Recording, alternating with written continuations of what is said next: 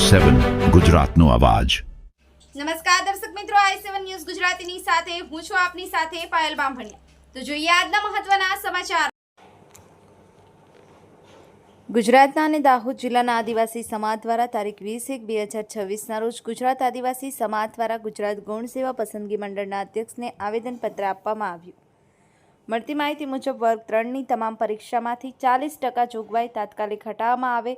આવનાર સમયમાં જે પણ પરિણામ આપવામાં આવે તેમાં બંધારણીય જોગવાઈઓ મુજબ આદિવાસી ઉમેદવારોની સીટ આદિવાસી ઉમેદવારથી ભરવા માટે માંગ ચૈતરભાઈ વસાવા, લક્ષ્મણ વડકિયા દ્વારા કરવામાં આવી હતી। આ ઉપરાંત વધુમાં બિન આદિવાસી ઉમેદવારોની સીટ ભરવાનો વિરોધ કરવામાં આવ્યો હતો।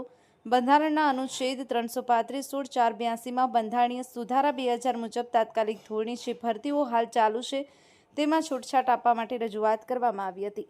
તેમજ તાત્કાલિક ધોરણે 18/5/2023નું નોટિફિકેશન રદ કરવા માટે રજૂઆત કરવામાં આવી હતી। જો સામાન્ય વહીવટ વિભાગ દ્વારા બનાવવામાં આવેલા નિયમો બંધારણ સાથે સુસંગત ન હોવાથી તાત્કાલિક 15 દિવસમાં રદ કરવામાં નહીં આવે તો વિધાનસભામાં તમામ લોકોને સાથે રાખી અને વિરોધ કરવાની વાત કરવામાં આવી હતી। મોટી સંખ્યામાં યુવાનો ગુજરાત ગૌણ સેવા પસંદગી મંડળ બોર્ડની બહાર ઉપસ્થિત રહ્યા હતા। વાલ્મીકી મંડળના પ્રમુખ શમશેરસિંહ બારિયા, LJ ચારેલ, બ્રિજેશભાઈ, હેતલબેન અને મોટી સંખ્યામાં યુવાનો ઉપસ્થિત રહ્યા હતા। Bureau chief Kalubhai Damor, i7 news Gujarati, Dahod. 18/5/23ના સામાન્ય વહીવટ વિભાગના પરિપત્રના કારણે ગુજરાત રાજ્યના આદિવાસી સમાજને પોતાના બંધારણીય હકોથી વંચિત કરવામાં આવ્યા છે। આ પરિપત્રના કારણે અનામત વર્ગમાં પણ સૌથી વધુ અન્યાય આદિવાસી સમાજને થયો છે। એટલે આજે રાજ્યના આદિવાસી સમાજના યુવાનો ગુજરાત ગૌણ સેવા પસંદગી મંડળમાં આવેદનપત્ર માટે અમે આવ્યા છે।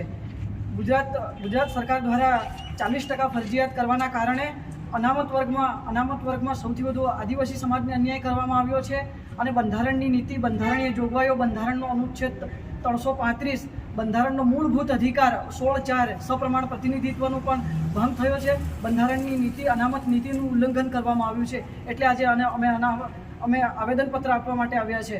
જો રાજ્ય સરકાર દ્વારા આ બાબતે આવનાર સમયમાં યોગ્ય નિર્ણય લેવામાં નહીં આવે તો અમે ફરીથી આ માટેનો ઉગ્ર વિરોધ કરીશું અને આંદોલન કરીશું।